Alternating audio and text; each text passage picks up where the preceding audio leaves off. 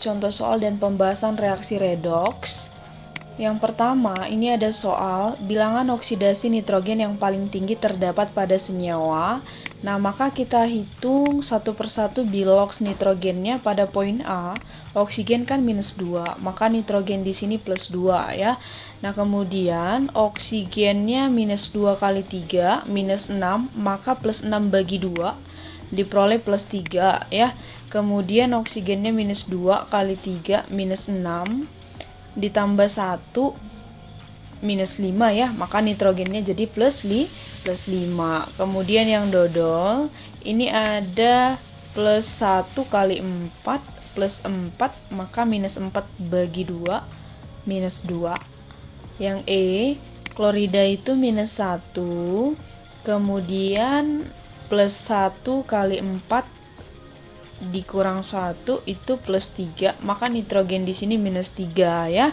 Nah, jadi bilangan oksidasi nitrogen yang paling tinggi terdapat pada senyawa KNO3 ya. Oke, terdapat pada senyawa ini. Nah, itu dia untuk soal nomor 1. Kemudian soal nomor 2. 2CO ditambah 2NO menghasilkan 2CO2 ditambah N2. Biloks nitrogen berubah dari, berarti nitrogen yang di sebelah kiri berapa biloksnya, kemudian nitrogen yang sebelah kanan berapa biloksnya gitu ya. Nah, mari kita jawab. Nah, jadi nitrogen yang ada di sebelah kiri, oke, kita hitung. Di sini ada -2, maka nitrogennya +2. Yang di sebelah kanan biloksnya itu 0 ya. Nah, jadi biloksnya nitrogen berubah dari +2 menjadi 0. Jawabannya itu adalah A ya. Nah, next berikutnya soal nomor 3. Pada reaksi redoks yang berperan sebagai oksidator adalah, ingat oksidator itu adalah zat yang mengalami reaksi reduksi. Nah, berarti dari sini kita tentukan biloks masing-masing unsur. Mari kita jawab. Nah, di sini biloks dari Mn itu +4. Kemudian biloksnya si S yang kita cari di sini ya, karena O dan H kita udah tahu. Maka si S di sini biloksnya +6. NaI biloksnya si I itu -1. MnSO4 biloksnya si Mn di sini adalah +2 ya. Nah, jadi si SO4 yang di kanan dengan yang di kiri ini sama. Oke, jadi kalau ketemu S pada SO4 itu biloksnya +6. Oke, ini pasti +6 juga ya. Nah, kemudian kita tentukan si I2 ini biloksnya 0. Kenapa nggak menentukan S pada Na2SO4, pada MnSO4? Karena kita udah cari di sebelah kiri tadi pada H2SO4, S-nya itu +6, ini sama aja. Oke, nah jadi dari sini yang mengalami reaksi reduksi itu adalah si MnO2 menjadi MnSO4. Ya, dia mengalami penurunan biloksi Mn-nya dari +4 menjadi +2. Oke, nah berarti kalau begini yang mengalami oksidasinya si NaI menjadi I2 ya. Biloksi I-nya pada NaI -1 menjadi 0 pada I2. Nah, jadi yang ditanya itu adalah oksidator zat yang mengalami reduksi, yaitu si MnO2. Oke, kalau misalnya ditanya reduktor, maka itu adalah zat yang mengalami oksidasi. Yang mengalami oksidasi adalah si NaI ya. Nah, kemudian kalau ditanya hasil reduksinya, kalau dibilang hasil berarti itu berada di sebelah kanan atau produk ya. Jadi hasil reduksi itu adalah si MnSO4. Yang direduksi adalah si MnO2 menghasilkan MnSO4 ya. Kemudian hasil oksidasinya adalah si I2. Oke, paham ya? Jadi jawabannya itu adalah si MnO2D ya. Nah, next berikutnya, dari reaksi di bawah ini yang merupakan reaksi redoks adalah, ingat ciri-ciri reaksi redoks, yang pertama ada unsur bebas. Yang kedua, dia mengalami perubahan biloks. Kalau kita perhatikan yang poin nomor 1, di sini ada yang namanya unsur bebas, yaitu si Ag ya. Nah, kemudian kita cek apakah mengalami perubahan biloks. Fe dari 2 menjadi 3, oksidasi. Kemudian Ag plus 1 menjadi 0, mengalami reaksi reduksi. Maka nomor 1 ini adalah reaksi redoks ya. Next, kemudian yang nomor 2, ini tidak ada unsur bebasnya ya. Nah, kemudian apakah bisa aja ada kok kemungkinannya walaupun suatu reaksi itu tidak mengandung unsur bebas, tapi bisa aja itu adalah reaksi redoks, tergantung apakah mengalami perubahan biloks. Tentunya ada yang naik, ada yang turun biloksnya. Nah, kalau kita perhatikan di sini tidak ada yang mengalami perubahan biloks ya, hanya si karbon. Karena Ca-nya ini, Ca kan unsur golongan 2A ya. Nah, jadi unsur golongan 2A dalam senyawa biloksnya itu adalah plus 2. Hidrogen juga tidak mengalami perubahan, oksigen juga tidak mengalami perubahan. Hanya si karbon yang mengalami perubahan ya. Di sini karbonnya itu adalah, mari kita lihat, ini 2 min, berarti min 2 kali 3. Itu ada min 6 tambah 2, min 4, berarti karbon di kiri ini plus 4, karbon di kanan juga plus 4. Oh, ternyata dia tidak mengalami perubahan ya. Jadi poin kedua ini tidak mengalami perubahan biloks, jadi bukan redoks. Kemudian yang ketiga ini jelas redoks ya, ada unsur bebasnya ini dan mengalami perubahan biloks.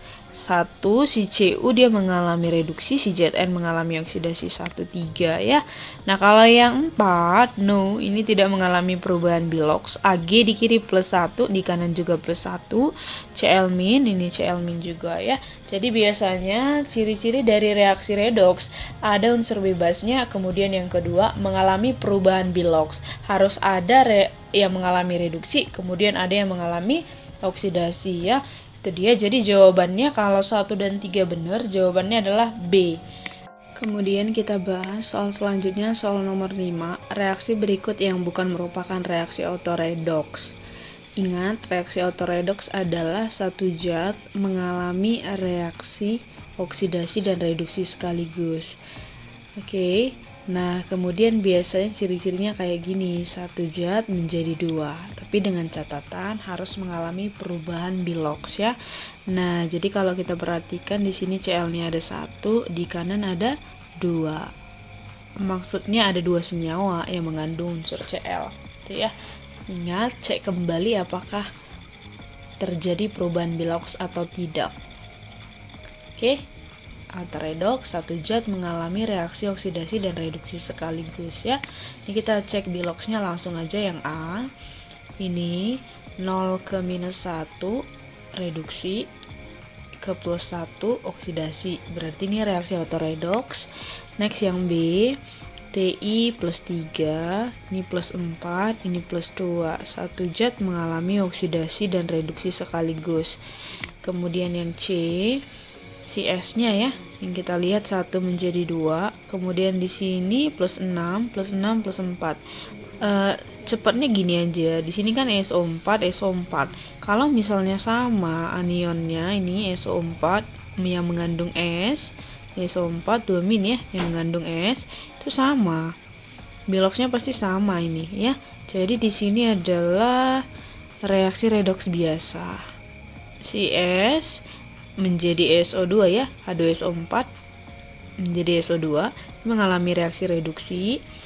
Sementara si Cu-nya nanti yang mengalami oksidasi, ini reaksi redoks biasa, bukan autoredoks. Walaupun kita perhatikan satu zat menjadi 2, ada 2 senyawa yang mengandung S, tapi perhatikan lagi kan sama ini, SO4 SO4 ya, biloks S-nya kan pasti sama ya.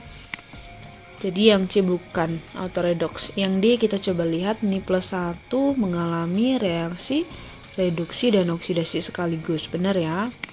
Kemudian yang E, nah ini oksigen. Ini oksigen pada senyawa peroksida, biloksnya minus 1 ya. Kemudian ini minus 2, unsur bebas 0. Jadi mengalami reaksi reduksi dan oksidasi sekaligus. Oke. Nah, itu dia. Jadi yang bukan reaksi autoredoks itu adalah yang C. Jadi cara cepat ngelihatnya gini aja. 1 menjadi 2, tapi kan ini sama dia ya, sama-sama SO4. Jadi dia bukan autoredoks. Ya.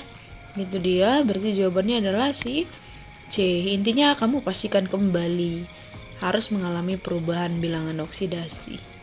Satu zat menjadi dua, mengalami reduksi dan oksidasi sekaligus. Itu yang dimaksud dengan reaksi autoredoks. Oke. Kita next ke soal nomor 6, jumlah elektron yang terlibat dalam reaksi berikut. Nah, ini ada reaksi berlangsung dalam suasana basa. OH- diminta jumlah elektron yang terlibat. Berarti nanti itu adalah KPK dari elektronnya ya. Nih, coba lihat di sini ada reaksinya, kemudian ada biloxnya. Nah, jadi saya menyetarakan dengan menggunakan metode bilox ya. Nah, terserah kamu mau menyelesaikan dengan cara setengah reaksi atau bilox, tergantung mana yang paling kamu pahami dan lebih cepat gitu ya. Nah, kali ini saya akan menggunakan metode bilox. Di sini sudah ada biloxnya. Kemudian yang mengalami perubahan itu unsurnya udah sama. Nah, langsung aja ini mengalami bilox kali jumlah unsur ya. Mengalami reaksi oksidasi sebanyak 5 elektron. Nitrogennya mengalami reaksi reduksi ya sebanyak 3 elektron. KPK-nya ini 15 kali 5 kali 3. Jadi elektron yang terlibat itu adalah 15 elektron. Next, berikutnya soal nomor 7, dikasih reaksi redoks dalam suasana asam ya, mempunyai nilai koefisien reaksi untuk A, B, dan C berturut-turut adalah.